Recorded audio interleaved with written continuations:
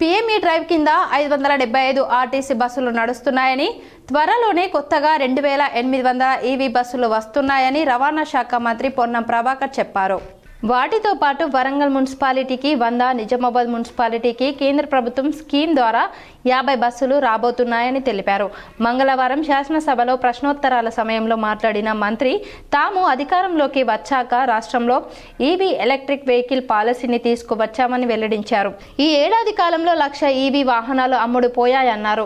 EV వాహనాల battery సామర్థ్యం పెంపునకు కంపెనీలు చర్యలు తీసుకుంటున్నాయని, ఛార్జింగ్ స్టేషన్ల సంఖ్య కూడా పెంచేలా చర్యలు చేపట్టామన్నారు.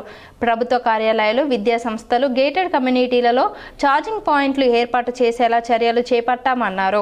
ఈవీ పాలసీ కింద తయారీదారులు, డీలర్లతో భేటీ ఏర్పాటు చేశామని, ఈవీ వాహనాల రాయితీ అమలుతో ₹900 కోట్ల పన్ను ప్రభుత్వానికి నష్టం జరిగినప్పటికీ ఈవీ పాలసీ ముందుకు తీసుకుపోవాలని ప్రభుత్వం సిద్ధంగా ఉందని చెప్పమన్నారు. ప్రభుత్వ ఉద్యోగులు ఈవీ వాహనాలు కొనుగోలు చేస్తే 20% తగ్గింపు ఇవ్వాలని కంపెనీలను ఈ సందర్భంగా కోరామని చెప్పారు. ఎంఎన్సీ కంపెనీలు, పాఠశాలలు తమ వాహనాల్లో 25 నుంచి 50% వరకు ఈవీ వాహనాలు కొనుగోలు చేసేలా నిర్బంధ విధానం తీసుకువచ్చేలా ప్రణాళిక ఆలోచిస్తామన్నారు.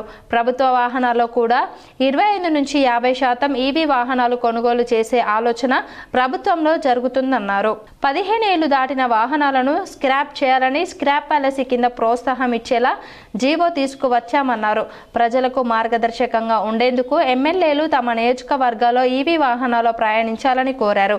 హైదరాబాద్లో పొల్యూషన్ తగ్గించేలా ప్రభుత్వం చర్యలు చేపట్టిందని, ఇందులో భాగంగా నగరంలో పెట్రోల్, డీజిల్ ఆటోలను ఈవీలుగా మార్చే రెట్రో ఫిట్టింగ్ అంశంపై ఇటీవల సీఎం సమీక్ష నిర్వహించారని చెప్పారు. జీవో నెంబర్ 41 ద్వారా ఈవీ పాలసీ తీసుకొచ్చిన అధ్యక్ష, దానికంటే ముందున్నటువంటి వాహనాల సంఖ్యను మించి దాదాపు 1,00,000 వాహనాలు ఈ సంవత్సర కాలం లోపల ఈవీ వాహనాలు అమ్ముడుపోయినటువంటి మాట ఈ సందర్భంగా గౌరవ సభ్యులందరికీ తెలియజేయడం జరుగుతోంది. ట్యాక్స్ ఎగ్జంప్షన్, రిజిస్ట్రేషన్ ఎగ్జంప్షన్ 100% తోటి జీవో తీసుకొచ్చినాం. మనం తీసుకొచ్చిన తర్వాత వేరే రాష్ట్రాలు తీసుకొచ్చినటువంటి మాట ఉంది.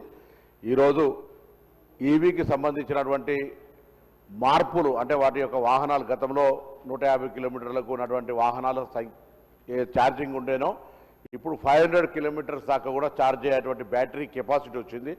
దాని మీద ఇంకా కూడా రివ్యూస్ జరుగుతూ ఉన్నాయి దాని యొక్క కెపాసిటీని పెంచడానికి సంబంధించి. తర్వాత ఛార్జింగ్ స్టేషన్స్కు సంబంధించి కూడా గతంలో కంటే ఆర్టీసీతో పాటుగా